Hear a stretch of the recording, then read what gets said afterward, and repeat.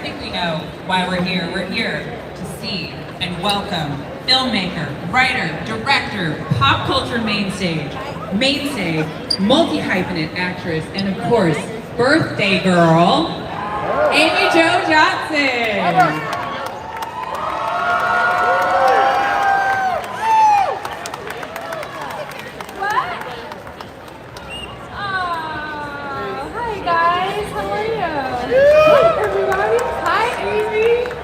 I think we already have the place where we have to begin. Okay. How are you today? How does it feel seeing everybody here? I'm good. It's my birthday, as you guys know. Yeah, I've had such a good morning. Everybody's been so nice, and it's great. Yeah. Aside from the fantasticness as your birthday, I know that your new song "Still Here" came out, yes. And I was curious, what was the inspo behind it? Okay, so I first actually wrote the lyrics to that song in 1998. It was right after my mother passed away. I was engaged to be married, and that sort of went the wrong way. And my life felt like it had just fallen apart completely. And I wrote those lyrics. I wrote that song on my guitar. And then about a year ago, 2 years ago. Oh my gosh, how long has it been now?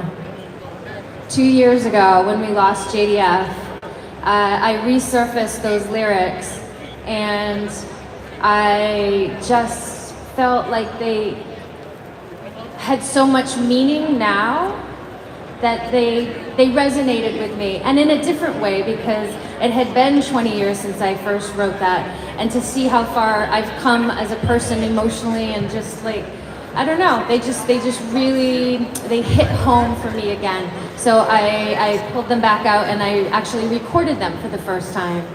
That's really beautiful. Yeah, I'm it's curious, called Still Here. It's out now. You guys can hear really it on great. it. It's on like Spotify or whatever you listen to. You can listen to it. It's out. I'm curious, with all the hats that you wear, what does music creatively fulfill for you that maybe the other parts don't? Yeah, I've always kept music as sort of a cathartic hobby, I guess I would call it. I never pursued it to be a rock star. I just love writing music. And as I circle around from writing screenplays now, or sometimes painting, or whatever other creative things I'm doing, I always come back to music. And I have a piano in my living room and my guitars, and sometimes as some of you guys know, I like to just go on IG Live and just start playing music and singing, and so it's always been sort of this really personal place for me. So obviously the music, the filmmaking, the writing, what made you want to kind of wear multiple hats? Did you always know you wanted that in this kind of world of entertainment, or? I think I get bored very quickly. I get super restless as well, and I think I didn't truly find my real passion, which is directing, until 10 years ago, after I finished a series called Flashpoint, and I shot my Joe Van Ginkel over there, and I shot my first short film, and I realized, oh my God, I love directing. Like, every part of my personality comes alive, and I felt like this is exactly what I'm meant to be. So I started writing more to get to those acting jobs, and then through that process I discovered, oh, I really love writing as well, and I'm actually kind of good at it. So it's writing and directing for me, really, at this point in my life, because it changes, that really lights me up and makes me very passionate. Do they also challenge you the most, those two positions, or does it feel like maybe the singing or the acting are the more challenging parts of like the different hats? Writing is very challenging because it's a lonely process, but I love it. So yes, if you were to ask me to go act tomorrow, that would be way more challenging, because I've sort of lost that that drive for that, where all my drive and passion is in filmmaking at this point. Yeah. Well, I mean, I want to take it back. We heard from the audience, like, you are a lot of people's first kind of hero. And we are in this, like, era of girl power, women taking over. And I think for a lot of us, Kimberly was like the first girl we ever saw that was like, I don't have time to wait for somebody to come rescue me. I'll fix it myself. So when you think about your legacy, what does that mean to you? It's crazy, you guys. No, I think maybe because it's my birthday right now, I feel a little emotional. But yeah, honestly, like when I got that job 30 years ago, however long ago it was, it wasn't my intention. It was my first acting gig. But to have that role means so much to so many people. And 30 years later, these children are now adults that come to me at my table and tell me their story or how much it meant. And it's such a gift in my life. It's just been such a blessing. And that's all I can say. It's like it's just a really cool. I feel very lucky. I mean, I have to ask, as a slightly and deeply unserious elder millennial who is geeking out right now that we're here and using all of my restraint not to do something weird, what has been like your favorite or maybe craziest fan interaction with those kids that grew up that you're like, oh, okay, all right. I don't know, crazy or weird. I don't know. You know what? I've had some of the most like really emotional moments with people when they come up and they tell me that, you know, maybe their parents were going through a divorce when they were younger and I was like their best friend. Or I feel like I'm a lot of you guys' babysitter. Right? Yeah. So there's that. I mean, all the interactions that I have with people usually is just super heartfelt and a lot of times super emotional too. And that's pretty cool to have been there for so many people without even knowing that I'm there. And it's not me, it was actually my character that I played, right? So I feel super lucky to have been given the chance to play Kimberly. Well, I mean, I have to say, just as a point of privilege, like at my big age now, in my 30s, whenever my family asks me, what do I want to do for my birthday, I still say I want to jump out of a plane on a snowboard. I don't know how to snowboard and I'm afraid of heights, but for some reason, I still want the opening sequence of the Power Rangers movie every single time, so exactly. But I'm also curious, there's now a Felicity Rewatch podcast, and I'm sure with that are coming like new fans as well. What is it like when kind of a new generation or a new group find you and you get the opportunity to reintroduce yourself again? Oh yeah, you know what? I don't even know. I don't know because the people that I meet at conventions, they seem like longtime fans. Although a lot of times you guys come with your children too, who actually like love. That's always like very, very surprising to me when somebody from a different generation is like in love with Power Rangers or Felicity or I don't know how to answer that question honestly. It's like I feel very lucky as an actor. I moved to Los Angeles when I was 21 years old, got Power Rangers like 6 months later, and never stopped working until I decided to stop working as an actor in 2012 and focus on writing and directing. I was super blessed with I just kept getting all these roles and it was like, it was a really, really fruitful ride for me as an actor. I've always been curious, is there a different Ranger, if you were given the chance, you would have loved to have been?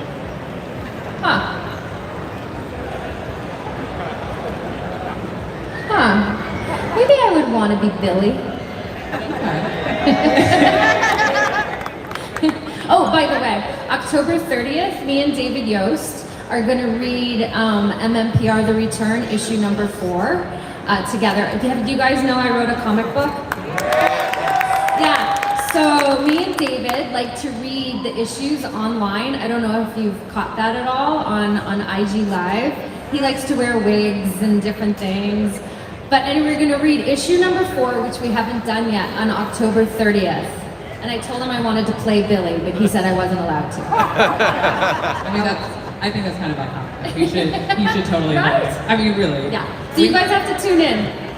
7 o'clock Eastern Time. October 30th. We're gonna read the whole issue number 4, which is the comic book I wrote with my boyfriend about what if all the original Rangers had stayed together, where would they be now? And it's quite an emotional 4-issue episode of just that. Like when you think about kind of the legacy of what you created, like you said, multi-hyphenate, the place that you hold in pop culture, what do you hope people kind of take away? Like if you could write the script for what people are like, Amy Jo Johnson, what would that be? So I have 2 features that I've just written.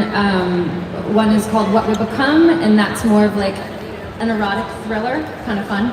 And then the other one is Ends of the Earth, and that's a romance.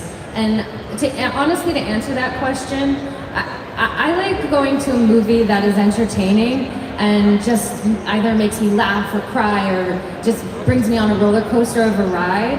And that's what I want to do. I just want to like write something and make something and direct something that just is a lot of fun in either a cathartic way or a surprising way or a sexy way or whatever it is. Just like make it like a fun ride. I think that's what movies are supposed to be. I mean, before I open it up to y'all to ask any of your questions, you just made me think of one that I'm dying to know. Is obviously there are so many kind of actors and people who want to be creatives who might be standing out here now, and I think what's really beautiful, like you said, is you had the choice to step away from acting and step into other things. Like, what would you say to that person that wants to know or wants to figure out, like, how do I step into that same space of giving myself that freedom to be many things creatively? Oh, I don't know. I think that's what being an artist is, right? Like, so if you're, honestly, I rotate around my house. I have my writing station, I have my painting station, I have, you know, my meditation station and my music playing station. And for me, art, like writing or any of that comes and goes. It's like a secular thing. Like sometimes I'm inspired to write, sometimes I'm inspired to play music. So I don't know, I just keep rotating. That's awesome. Okay, so I want to make sure I give y'all the chance to ask questions. So, perfect. All right, right here in the Back to the Future shirt. Hi, Amy. Happy birthday. Thank you. I wanted to ask you, what was the most challenging thing acting in Power Rangers? Was it the acting since it was your first gig, or the fights, or what was it? I think I learned so much on that series because I hadn't been an actor really before. I'd gone to acting school, but I think the most challenging thing about that series was, in hindsight, it was non-union, and that sometimes we felt a little bit unsafe, I think, with some of the situations we were put in. We worked long hours, 6-day weeks, like, 12 to 14 hours a day. So it was a bit exhausting, but I don't regret a thing of it. Like, I learned so much as an actor, on-set etiquette, to utilizing the gymnastics I grew up with and learning how to do karate. And so, it was a hard shoot and a tough show, but a lot of fun. Awesome. Right here in the Spider-Man sweatshirt. Happy birthday. I'm a huge fan. Just want to say you're beautiful in person. Out of the whole nice too, series sorry. of Mighty Morphin Power Rangers, what was your most favorite episode? Oh, well, that would have to be Switching Places with David Jost or Power Punks, which I loved. I also loved doing Bloom of Doom. That was really fun because it was all about Kimberly. Yeah, those were 3 of my faves, I think. Yeah. Let's go to you in the back with the mascot. Hi, huge fan. So I'm in X-Men '97. I'm a voice actor, and I'm pitching a comic book that's based on my character. And I just wanted to know. I love the return, by the way. What advice would you give to somebody who comes from a different skill set into stepping into comic creation and graphic novel creation? Well, yes, that would be me, right? Like, honestly, I wrote The Return with Matt Hudson, with my boyfriend, and he's the person who has read comics since he was 9 years old and is obsessed with comic books, and his dream is to write comic books. And so I couldn't have done it without him. Like I had hardly even read a comic before we wrote The Return. So yeah. So what was the question? Like I don't know.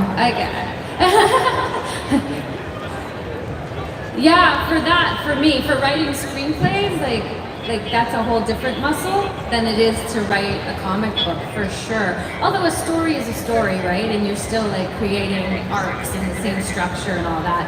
But like it's a very different. I've learned a lot, for sure.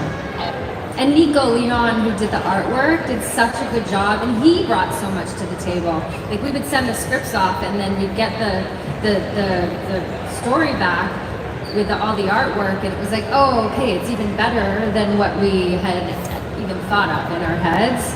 Yeah. So good luck with that. Yeah. Awesome. There's someone right here in a coat, and they're waving their arms. We're gonna go way out. Birthday. It's a pleasure to get to talk to you in person.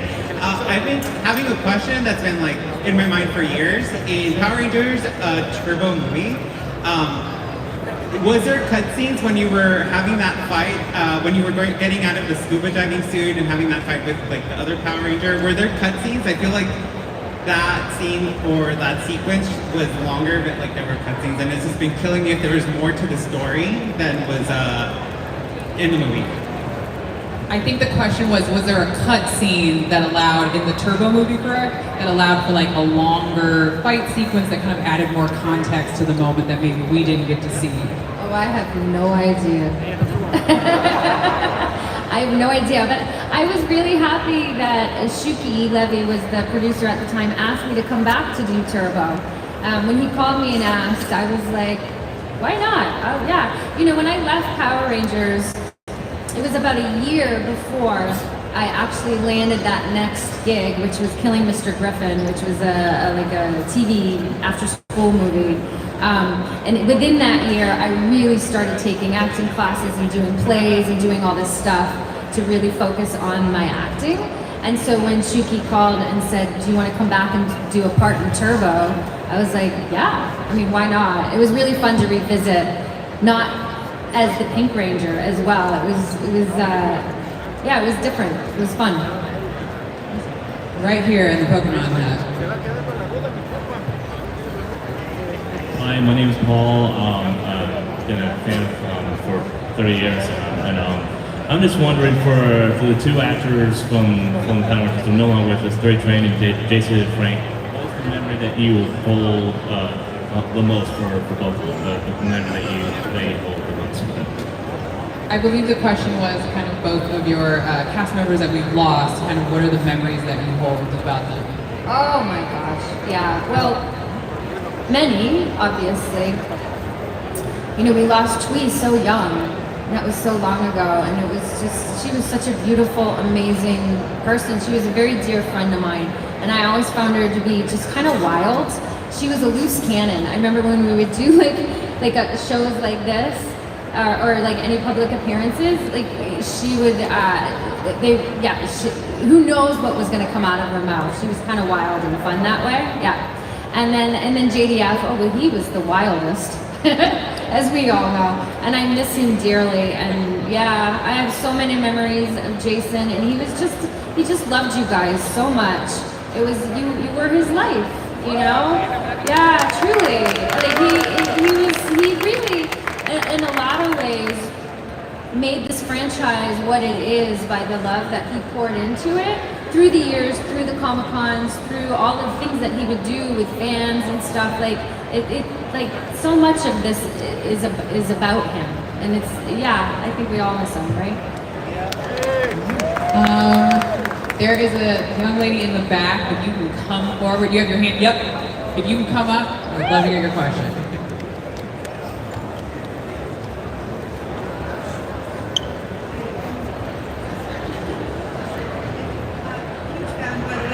I'm raising my kid, my son, on Power Rangers. He loves it. He's wearing Blue Ranger and everything.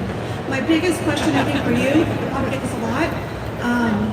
Did you ever date or have a crush or add board of anyone on the cast?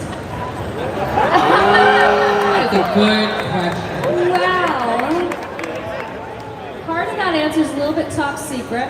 But while I was there, not the cast, I did date an electrician, and then I did date a grip. And actually, I was engaged to be married to an electrician on the show for a while.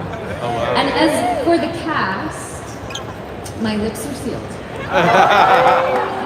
I'm really hoping for that Barbra Streisand style tell-all, like, when you're like, I have nothing to lose. You have no idea. I can't wait. I've already pre-ordered it. More questions. You right there? Yep. With the glasses.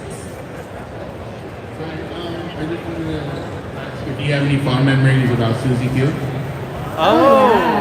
So Susie Q, actually, when I asked to leave Power Rangers, I had done 130 episodes, and I went to the producer, Shuki, and I said, I think I'm ready to go. I'm ready to move on and audition for other things. And he said, okay, will you do the movie, the Power Ranger movie in Australia, 15 more episodes, and Susie Q. He had written this movie with his wife at the time. And I was like, oh my God, that's an amazing parting gift, right? So he basically handed me Susie Q. And we shot that in Vancouver. And it was the first time I was the lead of the movie. And it was like my own little movie. And I loved every second of shooting that movie. And it's lost into the, by the way, I have a website, it's called amyjojohnson.com. And if you become a member, it's free. Inside the toy box, I actually found an old DVD that I was given after I did the movie, because as an actor they give you a copy. I put the whole movie up there. So until somebody stops me, the whole movie's on my website.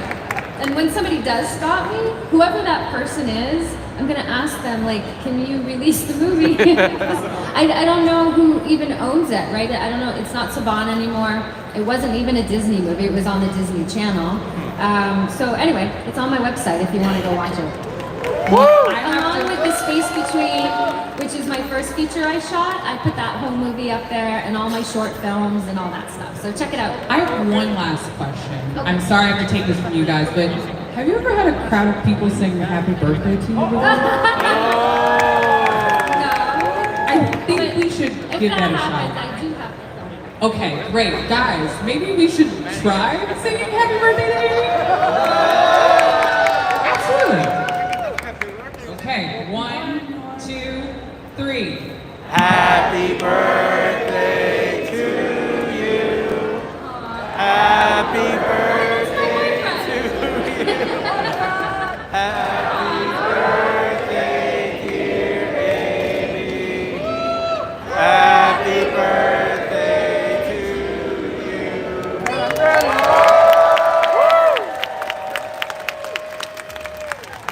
Make a wish.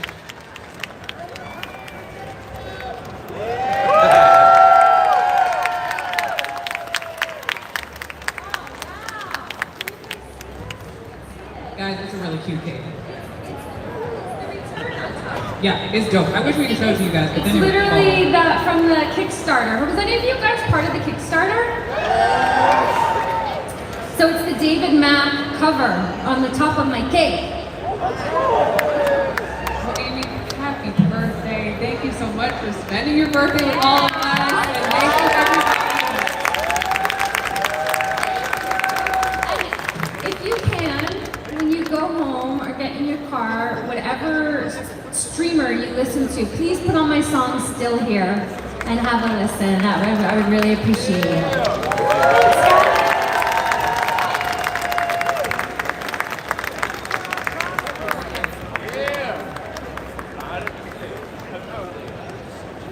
Yeah.